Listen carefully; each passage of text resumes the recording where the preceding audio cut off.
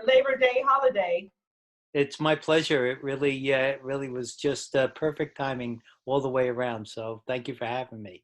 Let me do a quick introduction of you. For those who don't know you yet, we'll take the not yet attitude from Dweck and apply it here, not yet.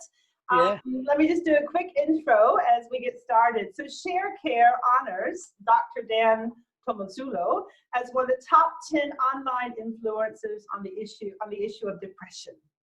He is the academic director and core faculty member at the Spirituality Mind-Body Institute, Teachers College in Columbia University.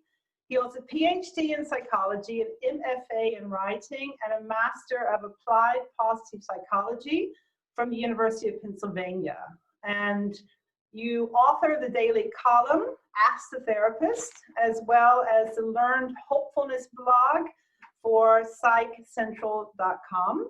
And you've already, before this book, which we'll talk about today, you wrote an award-winning memoir called American Snake Pit in 2018, which tells of the first experimental group home releasing inmates from America's most notorious asylum, Willowbrook.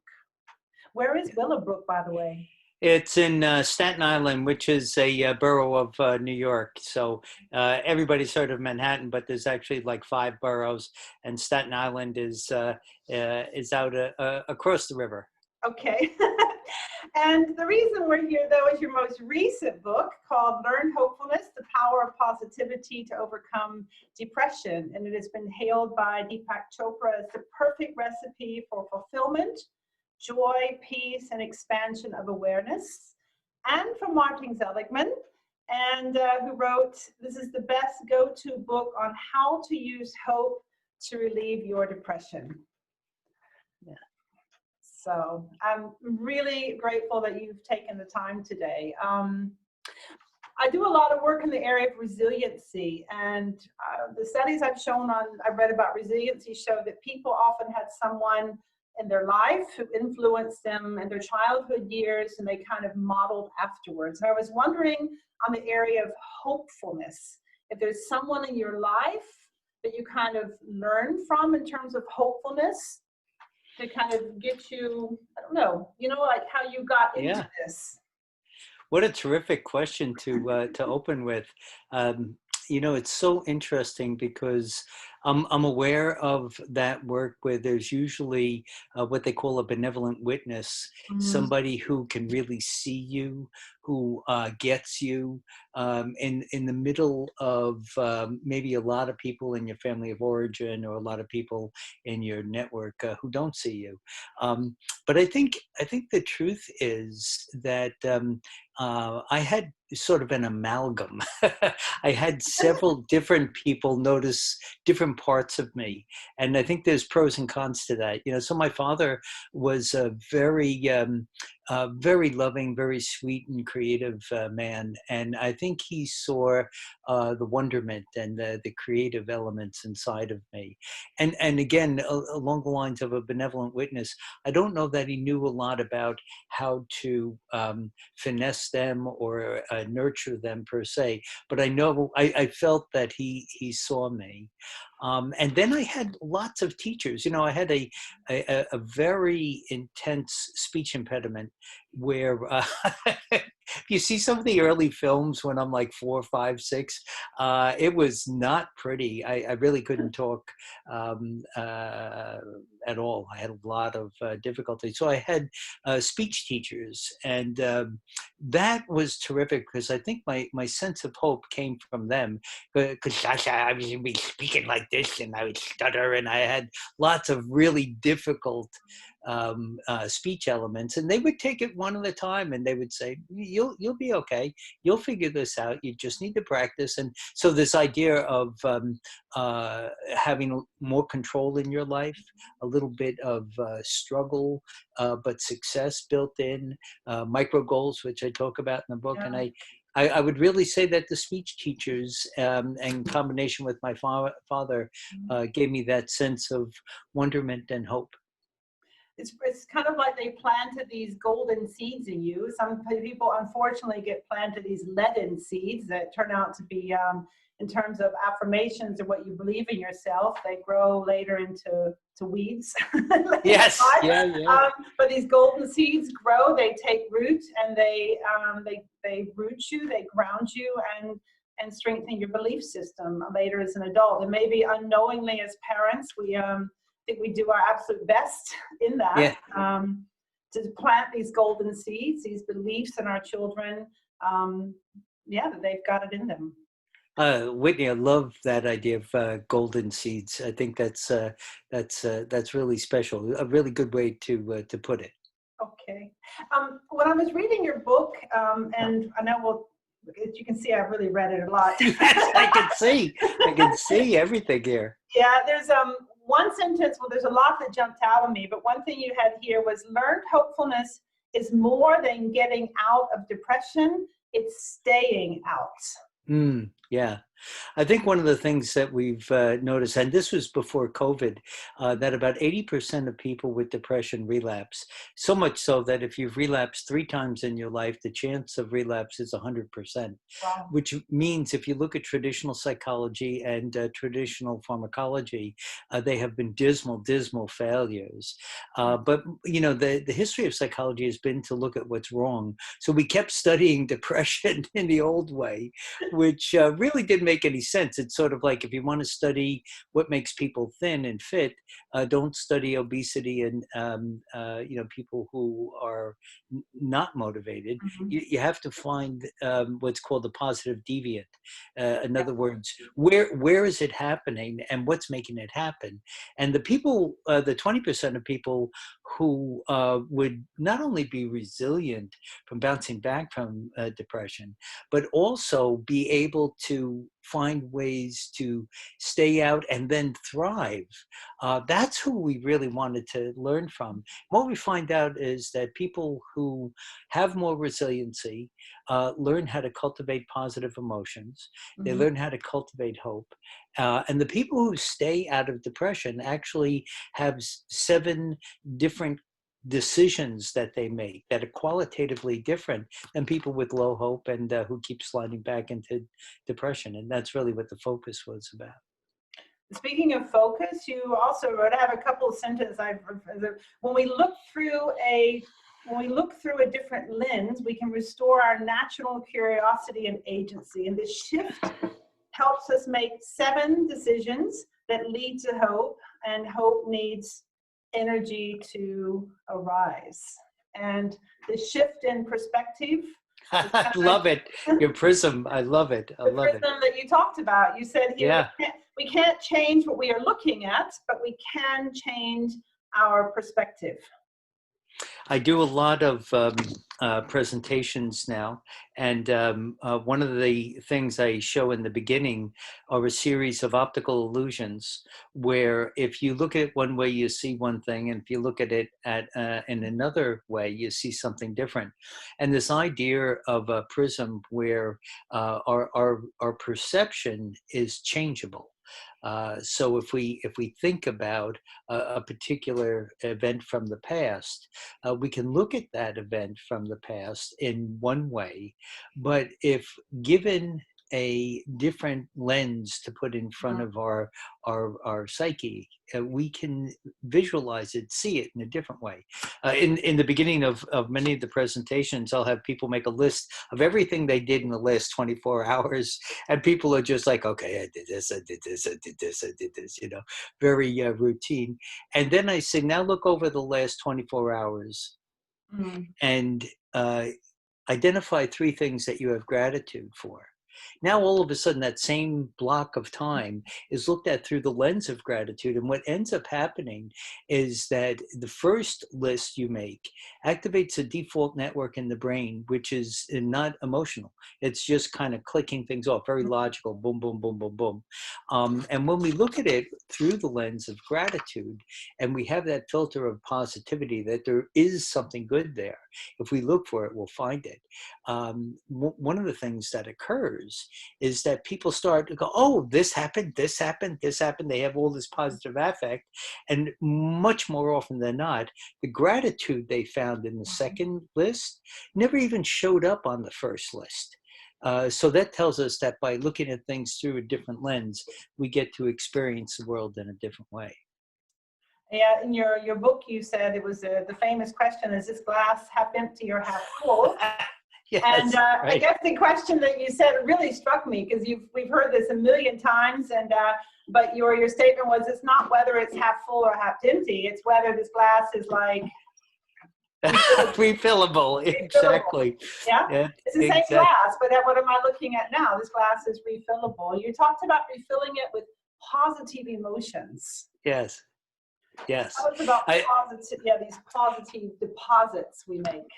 A way to think about it, Barbara Fredrickson has really done the heavy lifting in this area, and you know, one of the things that happens in science is that everybody kind of grabs hold of different pieces of the pie, and in fact, I make the analogy in the book that it's like the scientists are like the parable of the three blind men holding the elephant. Each one grabs a different part of the elephant, so one who grabs the tail says, oh, the elephant looks like a rope. One who grabs the ear says it looks like a bird, and the one who grabs the foot says it looks like the trunk of a tree. And they all have a piece of it. But in doing this research, we started to ask a different question. What if all the researchers were right? What would hope look like? And Barbara Fredrickson really gave us some of the language, because she started talking about the fact that positive emotions transform us, not necessarily the words, but the feelings. And I think that's a big shift, because words are, of course, extremely important.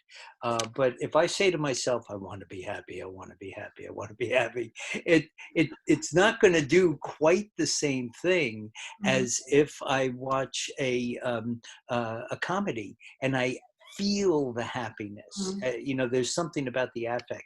So in particularly gratitude, I think, is one of the low-hanging fruits in positive emotions. Absolutely. Because gratitude's about the past. Interventions, when you think of positive interventions, you can think about the past, the present, and the future. So things like gratitude have already happened, so you can look back and say it's just happened, I have gratitude for it, or it's happened in the past, I have gratitude for it.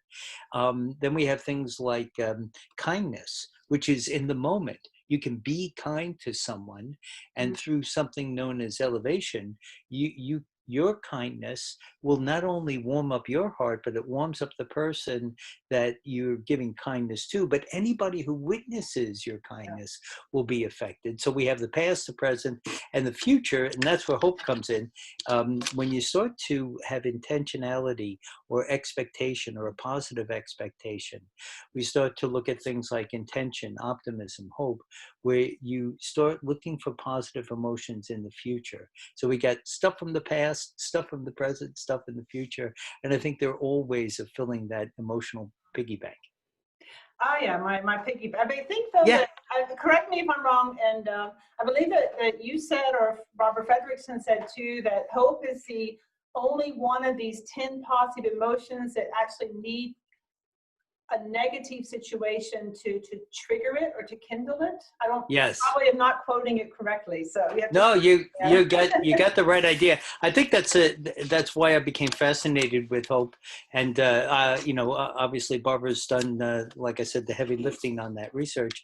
It's the only positive emotion that requires negativity or uncertainty to be activated. If you think about it, if something were assured, we knew it was going to happen, and there was no uncertainty, and you didn't have negativity, there wouldn't be a need for hope. So it requires it, which means it's the only positive emotion that requires a transformational property. If you look at other things like interest, joy, awe, these are things that just occur. They just happen. right? They're an experience. But hope requires a transformational element. And that to me, I think is fascinating because it's like, wow, this is what makes us human, you know? Yeah. Yeah. I showed you before the interview. I have I my love it. I love it. You made me think about it. This pig is just great. The emotional piggy bank, you know. And yeah, you know, I think positive emotions really do work that way. You yeah. know, you put a little bit in, like you put the change Mhm. in, and you forget about it, but then it adds up, it adds up, it adds up, and then when you need it, you've got something in the piggy bank. Yeah, when I work in the area of positive leadership and talk about building trust and relationships between leaders and employees, I say you have to put in a lot of deposits to be able to take something out later in Yeah. terms of feedback or criticism or whatever. You need this broaden and build. You talked about it as well, and the upward spiral, and taking too many deposits out and kind of tipping into this downward spiral. Yeah. You want to explain a little bit about the broaden and build theory, or what you were talking about with these emotional deposits? I'll put my Sure. Yeah. A, pig a down. couple of a couple of things about that I think are so fascinating. Um, the burden and build theory is Barbara's idea about how positive emotions basically beget other positive emotions, and the way that I've conceptualized it to help people understand it is that if negative emotions are like pebbles, positive emotions are like feathers. Negative emotions are always stronger than and heavier, more weighty, have more impact than positive emotions. And that's an evolutionary kind of thing. It's Yeah. called the negativity bias. It basically means when we're exposed to something negative, it sticks with us for survival value. Mhm. If we worry about things because it helps us survive. You know, Jack and Sam were standing outside the cave back in the day, and Sam says, "Hey, Jack, I'm going to go into the cave. I hear some really interesting noises in there." And Jack says, "I'm going to stay out here. I don't like that." So Jack's genes get passed on, you know? So when we look at that scale, the pebbles are always going to outweigh the feathers unless there's a lot of feathers. So this idea of broaden and build is find ways to keep adding positivity and positive emotions, positive experiences. And that really has led to this idea that there's a decision that people make who have high hope, where they're constantly looking for ways to add feathers. In terms of pebbles, does that have to do with the thinking trap that you write about in the book? Oh, you really did read this book. I'm impressed. That's all the things. But yeah, and you know, there's so many great people, Aaron Beck, Karen Revich, Mhm. who did such tremendous work in this area. Mhm. And I think that you know, by coming back and taking a look at some of the major work in resilience and positivity, this idea of focusing it around hope became important because negative thoughts and negative feelings, because they're stronger, they're a little bit harder to shake. So what happens is it's not a one-off negative thought that's going to bother us if you're worried about something, but it's the rumination. It's the idea that there's a downward spiral that is much more like a whirlpool. It Like pulls us down. dwelling on it. Yeah. Absolutely. It's got a centripetal force to it. It kind of pulls us down and in. And so to be aware that in your doing this balance, Mhm. yeah, you can add a lot of feathers. That's very important. But not putting pebbles on the other side is as important, if not more so. And the last thing I'll say about that is that a lot of things in positive psychology have been criticized because it's as if we're saying negative thoughts have no value. Well, that's not true. If I'm coming up to the railroad gates and they're coming down and the train is coming, this is not a good time to be optimistic, right? I think So, Dr. Martin Seligman calls it realistic optimism. realistic optimism, exactly right. You know, to have a positive outlook, Mhm. but not to ignore the negative and Yeah. not to ignore negative potential consequences. Those are equally as important. I think in the early years of research in positive psychology or resiliency, Dr. Seligman actually called it thinking positive.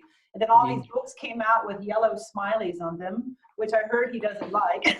Yes, yes. But you know that, just let me get you a book. You know that his book translated to German actually put a smiley on it. Look at that. Oh, he did. You know, Why Optimists Live Longer. I'm sure that, I don't know if you've even seen this before. Oh, not in German. I haven't seen the German one. Well, you know, it's interesting. I was just with Marty this past 5 days because in addition to the program at Columbia, I still work at the Masters of Applied Positive Psychology with Marty at UPenn, and we just had our intensive, and he delivered such a beautiful, beautiful presentation. Really interesting, because most people know that he has been against the smiley face per se about happiness. I'll send you a copy of this, a photo of this later. Oh, I love it. I would love that. But what he said was really fascinating about the pandemic, and he's changed his position on it, and that's really interesting, because if you take a look at something like pure happiness, right? People who smile, they engage, they laugh a lot, like that kind of thing, versus optimistic thinking. So the smiling is like the affective stuff, a lot of joy, a lot of pleasantry, whereas optimism is much more about believing that good things are going to happen, right? And so he was really more talking about something known as eudaimonia or optimism as being the safeguard for well-being. But with the pandemic, they actually went back to some research by a person named Cohen. And this research took a look at people who were infected with a COVID-like virus. This is long before COVID-19, but infected with the virus. And then they measured their happiness in regard to their resilience to the actual virus. And what they found is that the people who were smiling and laughing and engaged in a happiness response more often, like had more positivity in that way in their life, were actually less likely to get sick and had shorter periods of time. They had developed a defense against COVID, which was really interesting idea. And again, it's not COVID-19, but a similar strain, versus the study of optimism and heart disease. And what they found there is that people who were happy and, you know, the same kind of thing, very positive, there was no resilience factor when it came to heart disease. But if they were optimistic, there was. So he said he's changed his position now, so that he says during COVID, have as much fun as you can possibly have as much joy in your life as possible. And so in the short run to do that, but in the long run, it's really cultivating an optimistic attitude that'll help generate resilience. That's true. I have one last thing I'd like to show you. Maybe you can kind of, if you have just a few minutes. Sure, of course. Okay. So I drew your hierarchy of hope. Oh, that's magnificent. Look at this. I thought, because I thought it was very interesting, and I thought perhaps you could just kind of talk us through it, because the basis of it is this negativity and uncertainty. Yes, right. I've got them here on sticky notes. If you can just You're amazing. I love this. This is fantastic. I think it's interesting because a lot of those things like gratitude and optimism, I think the end of the book was just very interesting, and a lot of people like models. They like yes, yeah. And I thought this would be a good teaser for your book, because I really think the tools you present lead us through this pyramid. And also you write somewhere in here is this tipping point for hope, and not just a tipping point for broaden and build or whatever, but for the tipping point for hope. So let me put them here, and then I'll stop talking. Oh, that's so beautiful. Look at you. That is fantastic, Whitney. And then love maybe you can kind of, the goals, the agency and positivity, and then I'll just kind of let Lovely. talk us through it if you don't mind. Wow. Wow, Whitney, that is really beautiful. So let me just say, and I really appreciate your thoroughness on this because I debated back and forth. I talked with the publisher, talked with a lot of my friends. You know, a lot of my friends are in the field and about where to put this model. Originally, I was going to put it in the beginning so people would have a way to sort of follow it through. But then I realized there were so many other things about the nuts and bolts of how to transform yourself and how to activate positivity, that the framework, the container, the theory behind it all, to put it at the end, because this really encapsulates all the other theories, I think, of hope that have been around. And again, not to you know, the three blind men kind of thing. I think all the research has been right. It's just that this kind of put it in this hierarchy. So let me start. This is great. So the negativity. You know what? You know what might be good. Let me see if I can do. I'm going to try to do this on the fly and see if we can create an image for this. So let's do somebody who gets a flat tire. Okay, so that would be a great model. So the negativity or uncertainty. So you're driving along and boom, you get a flat tire, and so now you were on your way someplace, and now all of a sudden there's been an interruption. So there's negativity and uncertainty. You're upset, and you don't know what to do. Now, the truth is, you can pull over to the side of the road and give up, right? But yeah, well, see, that's it exactly.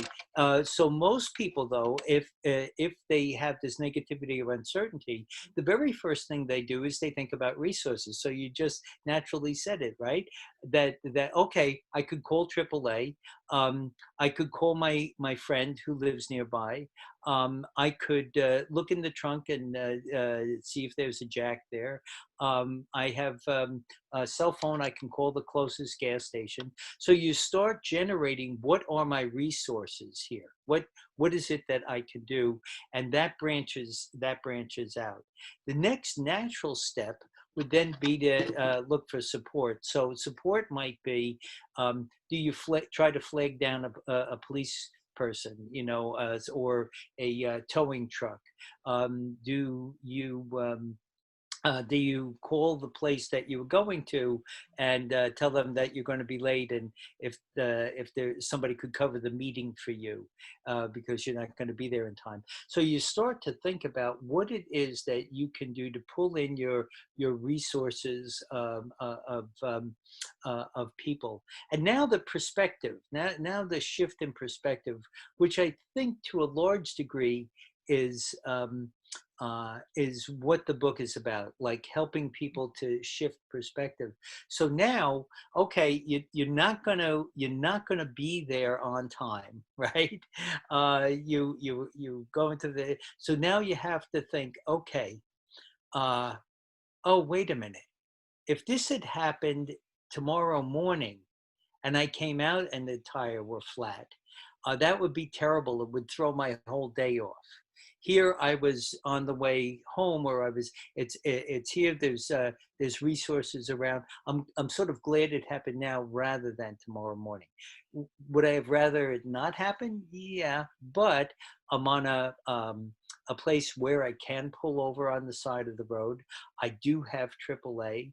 I've been prepared for this kind of emergency. So you start to shift the perspective. And then the next one, I guess, is calibration, right? Calibration, risk. I know it's written kind of small. It says risk assessment, recalibration. Yeah. Yeah. So now it's you know, you start to think like, okay, let's say you're out there. AAA says they're going to be 2 hours.